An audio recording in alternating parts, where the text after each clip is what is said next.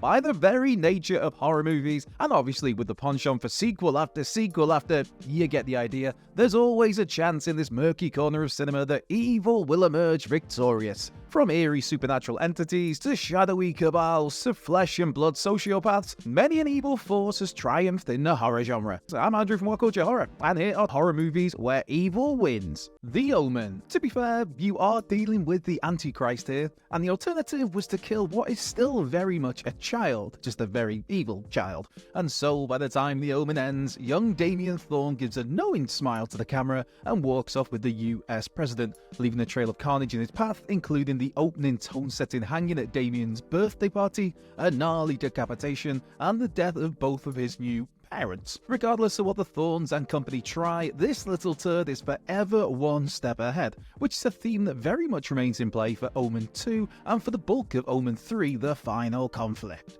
The Descent. Making the evil victory all the more impactful in Neil Marshall's The Descent is the fake-out that leads you to initially believe Sarah has actually escaped the vicious cave-dwelling creatures and made her way to safety.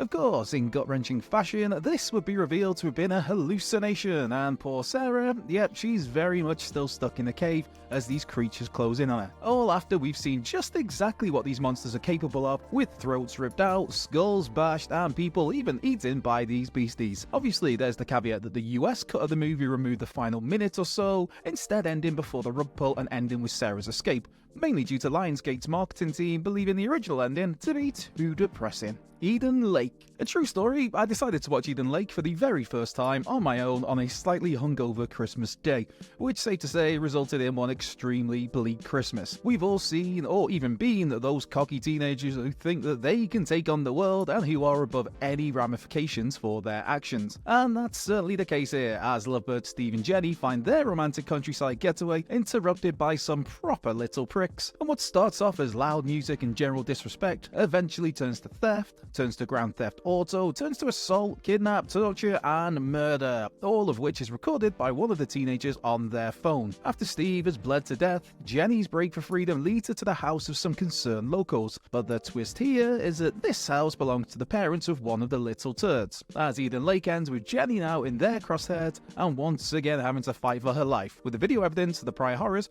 conveniently deleted by the chief youth. The Cabin in the Woods. Purposely overflowing with a multitude of horror's cliches and familiar tropes, The Cabin in the Woods culminates with the eradication of all humanity by an ancient 50-foot living hand, which is a pretty darn definitive win for evil, I would say. As our crew of stereotypical victims is dwindled down to just 2, it becomes apparent that their deaths are part of a ritualistic sacrifice designed to appease the Ancient Ones, a terrifying subterranean race of deities. It does look like there might be the chance of a happy ending for Dana, dubbed the Virgin by those running the show. For Dana, she just has to kill Marty, the fool, and she can freely escape. Instead, Dana and Marty decide that, yeah, humanity isn't really worth saving, sharing a joint and waiting the global reckoning that their decision will bring about. And bring about, it certainly does. Speak No Evil. From writer-director Christian Taftrup, Speak No Evil is the sort of film you'll watch once and likely never revisit, such as the brutal, depressing finale here. Don't get it wrong, Speak No Evil is beautifully made and has plenty of fantastic performances throughout, but it's a sort of movie that just leaves you feeling numb by the time the end credits roll. In terms of plot, it all starts off so well, as is so often the case here, with a Danish family befriending a Dutch family during a holiday to Italy. So well that these families hit it off, the Danes take up an offer to visit the Netherlands and stay with their new Dutch pals, where it soon becomes apparent that all is not as it seems with these hosts. Even though the Dutch family's behaviour unsettles our Danes, essentially they're too polite to say anything about it, and by the time they do take action, it's very much too late, with a couple ending up grimly stoned to death out in the middle of nowhere, while their daughter Agnes has her tongue cut out. As for why the Dutch couple did what they did, as family patriarch Patrick puts it, because you let me. Drag me to hell. When Christine tries to impress her boss by turning down a mortgage extension request from poor, desperate Mrs. Ganoush, she finds herself cursed by the elderly woman with the promise of 3 days of torment from a sinister spirit before Christine will literally be dragged to hell. And wouldn't you know it, but that's exactly what happens in this Sam Raimi picture. Throughout the rest of the film, Christine suffers crazy hallucinations, the loss of loved ones, sacrifices is her own cat, seriously. And just as it looks like she's found a way to trick the curse placed upon her, one minor mistake means that, yes, the ground opens up and she is indeed dragged to hell as this fun 2009 movie comes to a close. I Saw the Devil. From Kim Ji-won, 2001's I Saw the Devil is quite the masterpiece of brutality. Here we have Kim So-yeon's fiancé mutilated and murdered by serial killer Jang Kyung-chul, and so he sets about extracting some good old-fashioned revenge, torturing his target and appearing out of nowhere to stop any other victims from falling prey to this murderous prick. Added further fuel to his rage, Kim Soo-hyun's father is killed and his sister left disfigured, which leads to Kim enjoying his vengeance a little too much, shall we say. To the point that, yes, Kim So-hyun gets his revenge by having Jang Kyung-chul decapitated in front of his own family, and then Kim suffers a total mental breakdown in the process. So, rather than bringing Jang Kyung-chul to justice, our one-time hero has instead become corrupted himself. 7. Speaking of being corrupted by the dark side, if not a move that many of us would have made in those circumstances, it's Detective Mills of Seven fame. Of course, here we have John Doe handing out grisly deaths in ways that embody the 7 deadly sins, concluding with the villain taking detectives Mills and Somerset out into the middle of nowhere on the promise of revealing the final 2 victims. That'd be when a box carrying the head of Mills' wife arrives, with that representing the sin of envy from John Doe at Mills' normal, happy life, giving the grief-stricken detective the chance to fulfill the final sin, that'd be wrath. So, we have Mills battling with what to do: kill John Doe and complete a plan that has been put in place since the very first murder, or somehow take the high ground and make sure John Doe is tried in the court of law. But yeah, Mills totally shoots John Doe dead, meaning evil once again ultimately wins out. The Last House on the Left. Like several of the films on this list, Wes Craven's The Last House on the Left is an extremely tough watch at times. This was a Wes Craven who was making his mainstream directorial debut, and that debut was certainly a memorable one. For The Last House on the Left caused uproar upon its release, being heavily cut in certain markets while being completely banned in others. Here, teenagers Mary and Phyllis head out to the big city to watch a concert, looking to score some pot on their way, which is where they run afoul of the villainous Krug and his gang,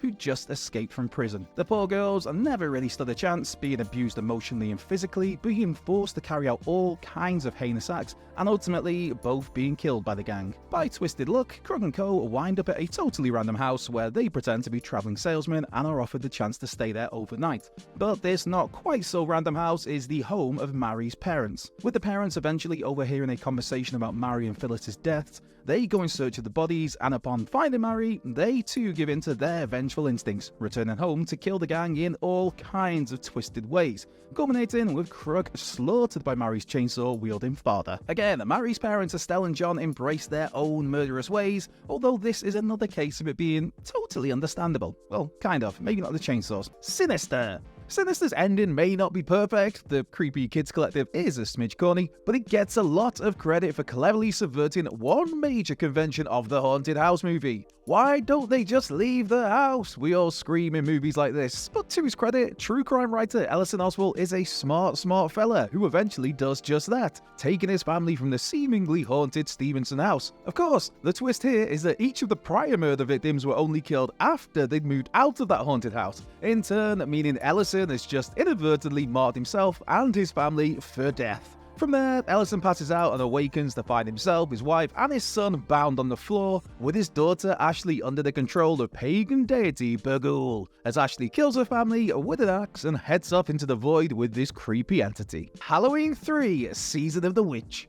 Thankfully, a little more appreciated in recent years, Halloween 3: Season of the Witch is a fantastic slice of 80s sci-fi horror. Sure, audiences at the time were pissed off because there was no Michael Myers, but Season of the Witch does still cling to the series' ethos of evil usually winning out, or, being able to come back for more in a further film. Here, the iconic Tom Atkins plays Dan Chalice, a doctor trying to stop the evil plans of Silver Shamrock CEO Connell Cochran, with Cochran looking to air a commercial on Halloween night which will kill any children wearing his cursed Silver Shamrock masks, and not just kill them, but turn those kiddos' heads to a mush of snakes, maggots, and other creepy crawlies. Nice one, Connell. Chalice does succeed in killing Connell Cochran and destroying the factory, plus stops those commercials from broadcasting on 2 TV networks, but he's sadly too late to stop the ad playing on a 3rd station. As such, Season of the Witch ends with Chalice screaming into a telephone, with the implication that Cochran's plan at least partially succeeded. The Wicker Man. The Wicker Man has an all-timer of a downer ending, as Sergeant Howie is burned alive after learning the missing girl he's been searching for on the remote island of Summer Isle isn't actually missing at all. Instead, this was all a ruse to lure Howie to the island for him to be sacrificed. Of course, Christopher Lee's Lord Summer Isle believes burning Howie in a giant wicker effigy will appease the pagan gods and stop the island's crops from failing once again. Now, the caveat here is that we don't know whether this sacrifice actually worked and the crops flourished, but by the time the Wicker Man ends, this crazed cult has certainly accomplished their sinister twisted goal of luring in an innocent man and setting him ablaze. Dead Silence. James Wan's divisive Saw follow-up Dead Silence follows Jamie Ashen, a young man who returns to his hometown after the brutal murder of his wife. Desperate for answers, Jamie discovers that the ghost of Mary Shaw is responsible for the growing pile of dead bodies, with Mary a ventriloquist who was murdered by Jamie's family after she'd killed one of their young members. And now, Mary Shaw is out for revenge by wiping out the entire Ashen bloodline. While genre conventions would suggest Jamie will survive the events in the movie, he gets no such luck, being the final member of the Ashen family to be killed by Mary Shaw. And even worse, just like his father before him, Jamie's turned into a puppet for good measure. The Vanishing. Legendary Dutch horror thriller The Vanishing centers on Rex, a poor fellow who spends 3 years obsessing over the whereabouts of his missing fiancée, Saskia. When Raymond, the man responsible for this disappearance, reaches out to Rex following one last televised plea for information, The Vanishing's gut-wrenching finale then sees Raymond offer to reveal to Rex what happened to Saskia, so long as he drinks some drugged coffee and is willing to experience the same thing she did. Eventually agreeing to that, Rex drinks the coffee and wakes up buried alive with no possibility of escape. All while Raymond, he just returns to his family with nothing connecting him to either of these murders. Making this all the more impactful is how Raymond is portrayed as a normal, everyday, mild-mannered man whose normality means he easily blends into society and avoids any suspicion of being a crazed sociopath. Brightburn. Written by James Gunn, Brightburn is essentially the tale of what would happen if Superman used his powers for evil. Brandon Breyer is an alien boy who crash-landed on Earth, in Kansas to be precise, and was raised by a wholesome family. But when his powers awaken at 12 years of age, he begins to unleash these otherworldly abilities in some pretty messed up ways. And by the time of Brightburn's brutal finale, Brandon's adopted mother Tori has no choice but to try and kill the boy, which results in him flying her thousands of feet into the sky and dropping Tori to a death. But because that obviously isn't a decisive enough victory for the kiddo, he then crashes an airplane into the family's farmhouse, destroying all evidence of his murderous rampage and the spaceship which brought him to Earth. In one final scene, it's revealed that Brandon has become an unstoppable, evil Superman, now teaming with basically his own Injustice League to wreak havoc across the globe. The Empty Man. David Pryor's cult classic The Empty Man revolves around former cop James La Sombra, who, while investigating the disappearance of his neighbor's daughter, comes to learn of the mysterious supernatural entity known as the Empty Man. Going deeper down the rabbit hole as he investigates not only the Empty Man, but also the related cult that his neighbor's daughter was involved with, James discovers the notion of tulpas, human forms manifested through intense spiritual concentration. By the end of the movie, James does track down the missing girl, but is informed that he himself is a tulpa, one manifested by the cult to serve as a new vessel for the Empty Man, as the previous vessel is dying. After learning that his memories are nothing more than a fabrication, and that he's actually only existed for a few days, James becomes inhabited by the Empty Man. As members of the cult bow down to him, their mission complete. Cure. Kiyoshi Kurosawa's criminally underseen 1997 psychological horror Cure is especially interesting given that the villainous present actually dies, but their influence obviously does not. The story follows Tokyo detective Kenichi Takabe as he investigates a bizarre series of brutal murders across the city, wherein the culprits quickly confess and yet have no clear motives for their actions. It's eventually revealed that the real person responsible is Kunio Mamiya, a master of hypnosis who's planted hypnotic suggestions in the perpetrators' minds to compel them to carry out the killings. In the climax, Mamiya escapes custody, prompting Takabe to chase him down and shoot him. As Mamiya dies, however, he draws an X in the air, a recurring symbol found on his victims throughout the film. The final scene then shows Takabe eating at a restaurant, and after a waitress serves him, we see her suddenly brandishing a knife. Though we don't see what happens next, the implication is very clear, that Mamiya has effectively hypnotized Takabe into unconsciously continuing his work, basically allowing his legacy to live on after death. Cube to Hypercube.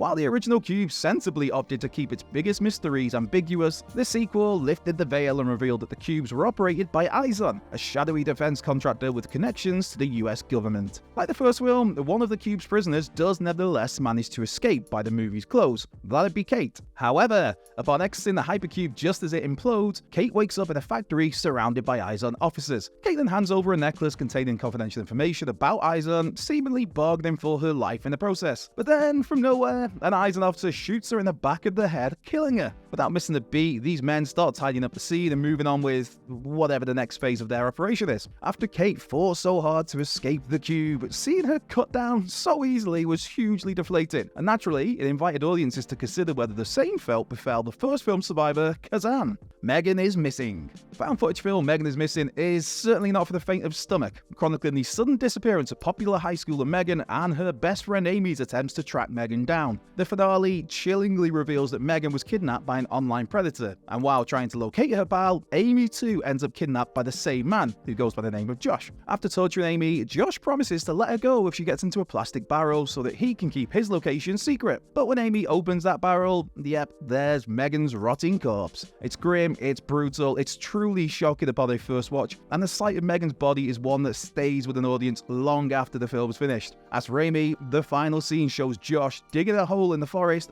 burying that barrel in it, and walking away to get on with his life, with no indication that he'll ever be caught for his crimes, or that he won't do the same again to other young girls.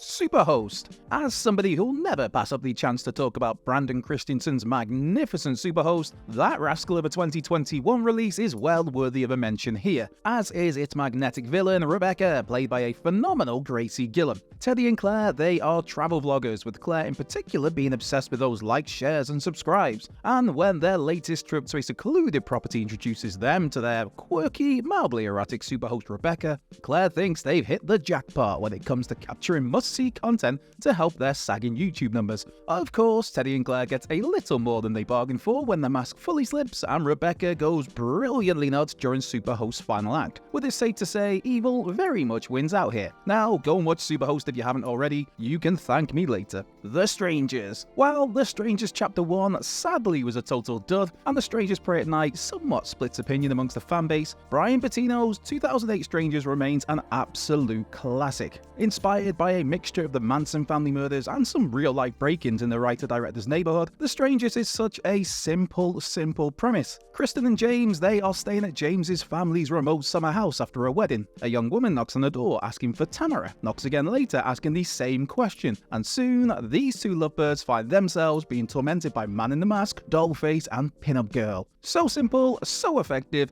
and for Kristen and James, so very problematic. Of course it is, with James ending up dead and Kristen left for dead as our trio of strangers drive off into the sunset. As for why these killers did what they did, that's simply because you were home. Edge of the Axe. An often overlooked slasher, 1988's Edge of the Axe is fairly generic for the most part, featuring a mysterious masked killer hacking up bodies in California. Lillian serves as our in here, a regular college kid home for the summer. Here she meets Gerald, a fella obsessed, way scarily obsessed with computers and who's just moved to the town. Could the intense, rather odd Gerald be behind these murders, or is the attacker really Charlie, Lillian's cousin who's escaped from a mental asylum? In actuality, Charlie turns out to be merely a figment of Lillian's imagination, with Lillian having gone crazy years before and now killing the hospital staff that looked after her, or those women who took a romantic interest in her father. For poor Gerald, he's shot and killed by some cops before he can reveal this truth to the world, leaving Edge of the Axe to close out with Lillian being comforted by those cops, all as she smiles menacingly into the camera. Creep.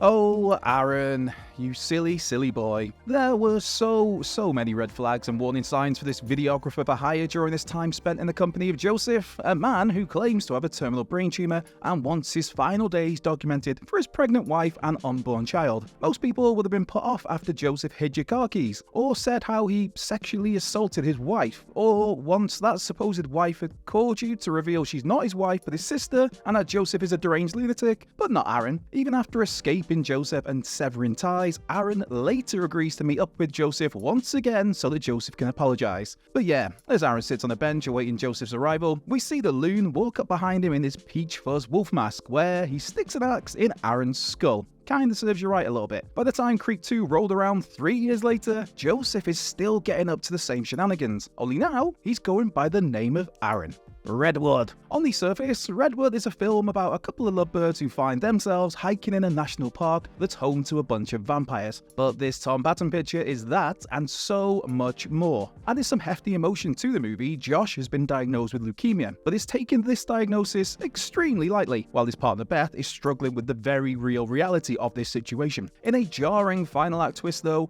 Josh drugs Beth as it's revealed he'd learned of a twisted bargain where sacrificing a loved one will cure him of his disease. As such, he slits Beth's throat and watches her die. And the kicker here? Why, that's that Josh was, yeah, right, with him indeed cured and healthy to live out the rest of his days. As for Beth, she's tragically turned into one of the mindless vampires dotted across the wilderness. House LLC. When tragedy strikes on the opening night of a New York haunted house attraction, Diane leads a documentary team exploring what exactly happened to cause the death of 15 people. As part of this, Diane and her team managed to track down Sarah, the sole survivor of that tragic night. Using footage from Sarah and those now dead, complete with a found footage approach to the present day of the movie, the end result here is a properly chilling one at times, with some absolutely great scares dotted across House LLC. And that convenient sole survivor, yeah, it's of course revealed that Sarah had been dead all along, having been another victim of the initial incident, and simply serving here as a way for the Sinister house to get itself some fresh new souls to torment. House of 1,000 Corpses. Love them or hate them, Rob Zombie's movies are nothing if not absolutely brutal. And brutal is certainly the word of the day when it comes to Zombie's debut picture, House of 1,000 Corpses. This is the movie that introduced the world to the Firefly family, and that introduction was quite the traumatic one for a group of 4 friends on a casual road trip. While we've already seen piles of dead cheerleaders by this point, this group end up turned into fish boys, stabbed to death, and simply just tortured until their body can't take any more. Well, except for Denise, who appears to be the sole survivor of the group. Having seemingly given the Fireflies the slip, Denise makes it to the safety of a main road where she's greeted by the friendly face of Captain Spaulding. Of course, at this point, neither Denise nor the audience know that Spaulding is in fact part of the Firefly family, and Denise winds up strapped to an operating table as Dr. Satan gets to work on her. Chalk this one up for the bad guys. Grave Encounters.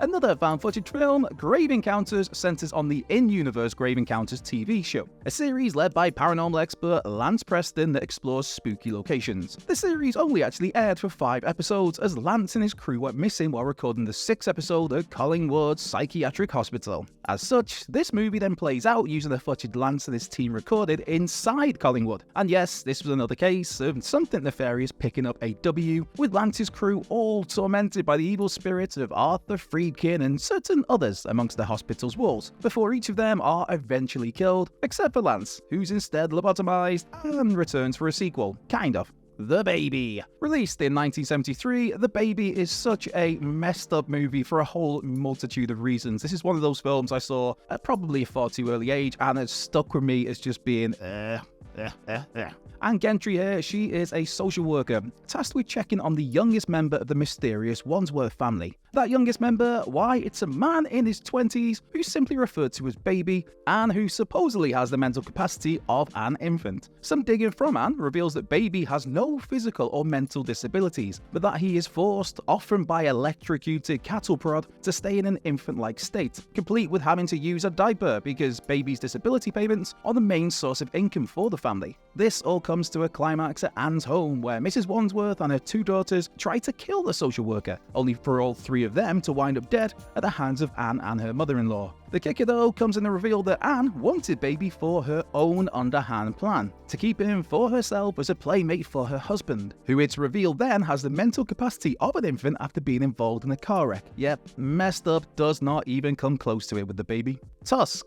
He may end the film dead, but Tusk crazy Howard Ho dies a happy man, satisfied to have finished a mission that was 15 years in the making. For Howard, he's a former sailor who was rescued from a shipwreck by a walrus who he dubbed Mr. Tusk. And now, the maniac is after an unsuspecting victim to be turned into a twisted human walrus hybrid so that he can shake the guilt he's dealt with and eventually killing and eating Mr. Tusk. Enter Wallace, a podcaster at the wrong place at the very wrong time, and before you know it, Howard has drugged Wallace and begins to turn him into a twisted version of Mr. Tusk. Sure, the film ends with Howard dying on Mr. Tusk's, tusks, but he dies with a smile, leaving Wallace to live out his days as a tortured walrus figure in a wildlife sanctuary. The House of the Devil. Pulling plenty of inspiration from classics of the 70s and 80s, Ty West's The House of the Devil very much lives up to its title. When Samantha takes a babysitting gig, she gets a lot more than she bargained for. For the Omens, the family who hired her, are Satanists who drug Samantha, deliver her to a creepy witch known as Mother, draw symbols on her in blood, and do lots of other eerie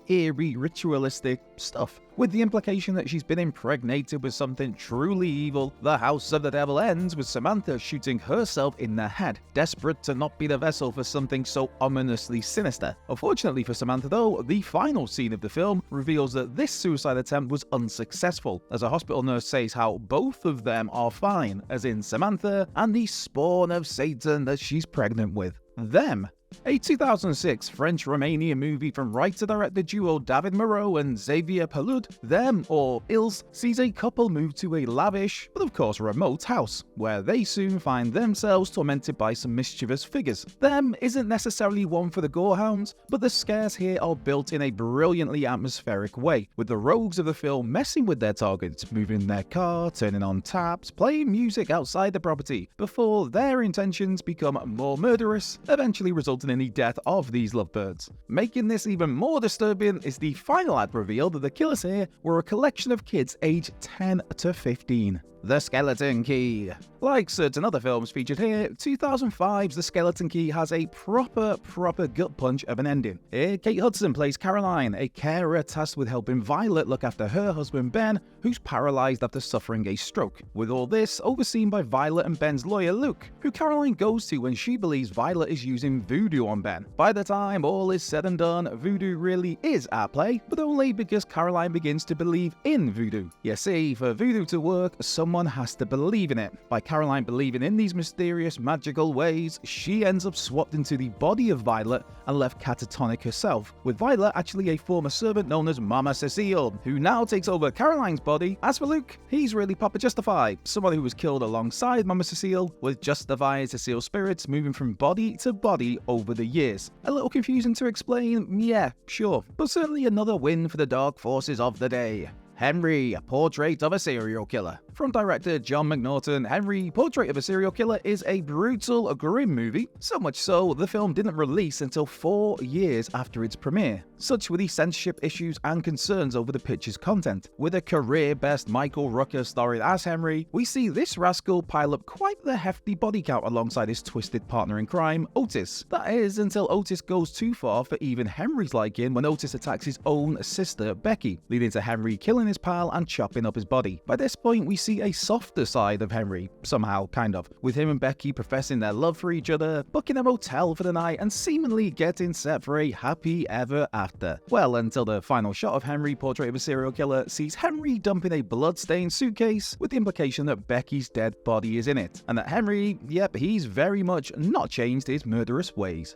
Hatchet. A modern-day favourite among slasher fans, Victor Crowley of the Hatchet franchise loves to terrify fools in the swamps of New Orleans. And while he may have been blown to bits and sliced up in a helicopter crash at the end of future films, the original Hatchet ended with the sinister Crowley winning out. With Victor having killed 7 people through that first Hatchet, the film comes down to Ben and Mary Beth as our final 2 survivors. As Mary Beth manages to escape Crowley but falls in the swamp, she's rescued by the hand of Ben, there to save the day, only to find out that Ben's arm has been severed by Victor Crowley and this limb was simply being used as bait. So, Hatchet ends with Ben dying a bloody death in a boat, while Mary Beth is in the clutches of the nefarious Victor Crowley.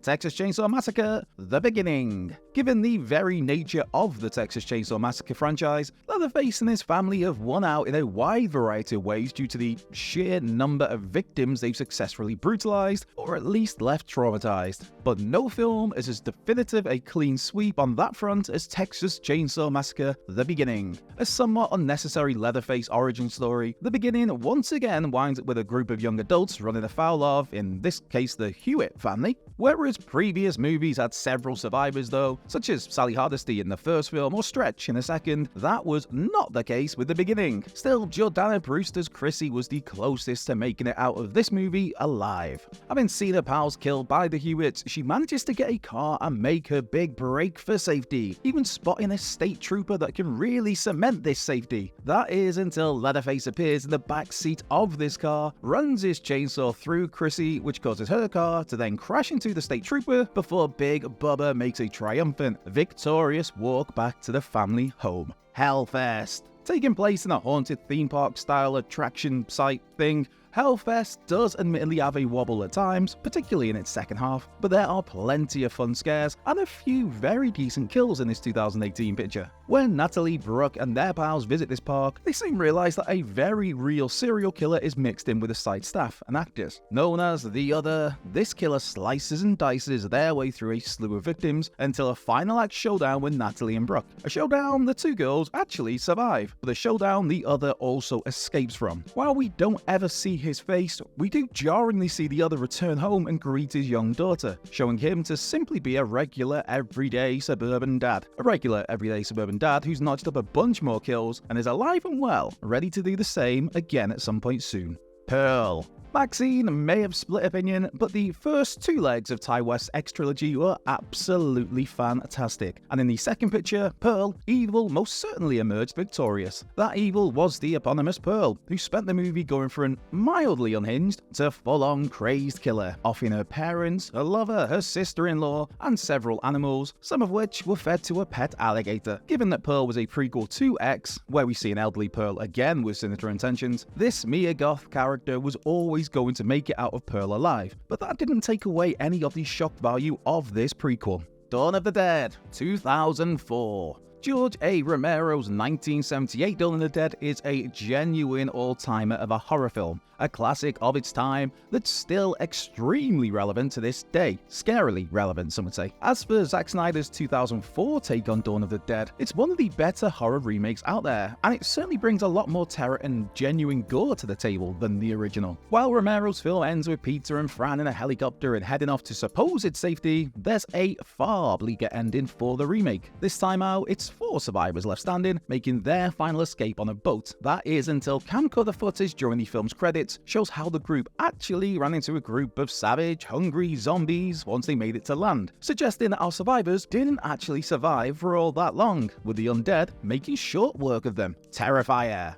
Art the Clown is one twisted son of a gun, and he's also one of those villains who you just can't keep down, as perfectly highlighted by the end of the first Terrifier movie. Not only does Terrifier end with Art reanimating after his own apparent death, but amongst the chilling body count of the movie, poor Vicky has been run over by a truck and left disfigured after Art literally ate her face, in addition to her sister having been one of those killed by Art earlier in the film. Heck, if you want to go one further, Terrifier 2 bizarrely ends with Vicky giving birth to Art's head, obviously after Art killed another 20 plus people in that sequel. Of course, we now have a third Terrifier on our hands, with Art again up to his old tricks.